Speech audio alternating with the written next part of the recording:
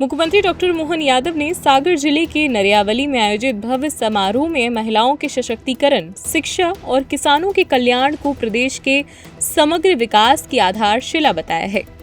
उन्होंने कहा कि नारी शक्ति केवल एक विचार नहीं बल्कि समाज की वास्तविक ताकत है और जब महिलाएं सशक्त होती हैं तो परिवार, समाज और राष्ट्र स्वतः प्रगति के मार्ग पर अग्रसर होते हैं। मुख्यमंत्री ने जोर देते हुए कहा कि महिलाओं के विकास के बिना समग्र विकास संभव नहीं है और इसके लिए शिक्षा सबसे महत्वपूर्ण माध्यम है। कार्यक्रम के दौरान मुख्यमंत्री ने सांदीपनि विद्यालय नरियावली का लोकार्पण करते हुए उसे प्रदेश की शिक्षा व्यवस्था के लिए एक नई दिशा बताया। उन्होंने कहा कि ये विद्यालय आधुनिक सुविधाओं से युक्त होकर सरकारी शिक्षा को मजबूत बनाएंगे, जिससे अभिभावकों को महंगे निजी स्कूलों की ओर रुख नहीं करना पड़ेगा। उन्होंने ये भी उल्लेख किया कि हाल ही में बोर्ड परीक्षाओं में सरकारी स्कूलों के विद्यार्थियों ने बेहतर प्रदर्शन कर ये साबित किया है कि सरकारी शिक्षा प्रणाली लगातार सशक्त हो रही है। मुख्यमंत्री डॉक्टर मोहन यादव ने कहा कि सांदीपनि विद्यालय केवल एक भवन नहीं बल्कि भारतीय संस्कृति और परंपरा का प्रतीक है, जो भगवान श्री कृष्ण और सुदामा की मित्रता की याद दिलाते हैं। ये शिक्षा के साथ साथ नैतिक मूल्यों को भी बढ़ावा देगा। इस अवसर पर उन्होंने लगभग 63.41 करोड़ रुपए की लागत के विभिन्न विकास कार्यों का लोकार्पण और भूमि पूजन भी किया तथा वर्ष 2026 की बोर्ड परीक्षाओं में उत्कृष्ट प्रदर्शन करने वाले मेधावी 6 विद्यार्थियों को सम्मानित भी किया गया।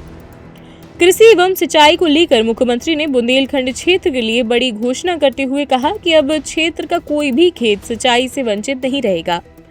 उन्होंने केन बेतवा लिंक परियोजना का उल्लेख करते हुए कहा कि इससे बुंदेलखंड में जल संकट का स्थायी समाधान होगा और किसानों को हर इंच भूमि के लिए पानी उपलब्ध कराया जाएगा। इसके साथ ही उन्होंने कड़ान मध्यम सिंचाई परियोजना की पुनरीक्षित प्रकाकलन को स्वीकृति देने की घोषणा की है, जिससे हजारों एकड़ भूमि सिंचित होगी। मुख्यमंत्री ने किसानों के हित में कई महत्वपूर्ण घोषणाएं करते हुए कहा कि राज्य सरकार वर्ष 2026 को किसान कल्याण वर्ष के रूप में मना रही है। किसानों को सस्ती बिजली उपलब्ध कराई जा रही है और गेहूं की खरीद 2700 रुपए प्रति क्विंटल तक बढ़ाने की दिशा में सरकार कार्य कर रही है। उन्होंने आश्वस्त किया है कि किसानों की उपज का एक एक दाना खरीदा जाएगा और किसी भी परियोजना के लिए भूमि अधिग्रहण होने पर किसानों को बाजार दर का 4 गुना मुआवजा दिया जाएगा।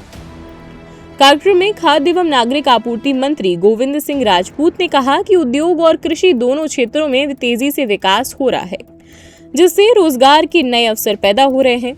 वहीं सागर संसदीय क्षेत्र की सांसद लता वानखेड़े ने प्रदेश को निवेश और विकास के नए केंद्र के रूप में उभरता बताया। समारोह में बड़ी संख्या में जनप्रतिनिधि, अधिकारी और स्थानीय नागरिक उपस्थित रहे। ये आयोजन न केवल विकास कार्यों के शुभारंभ का प्रतीक बना बल्कि प्रदेश के भविष्य की दिशा तय करने वाले संकल्पों का मंच भी साबित हुआ है। 9th और 10th की क्लासेस भी होने जा रही हैं शुरू, क्योंकि जब बेस होगा मजबूत तो खुलेंगे सफलता के नए द्वार। 11वीं और 12वीं पास छात्रों के लिए 2 टीचर लर्निंग मॉडल, जहां ऑनलाइन और ऑफलाइन दोनों मोड से होगी पढ़ाई और पढ़ना होगा, समझना होगा और भी आसान। एडमिशन लगातार ओपन है, नए बैच लगातार जारी हैं।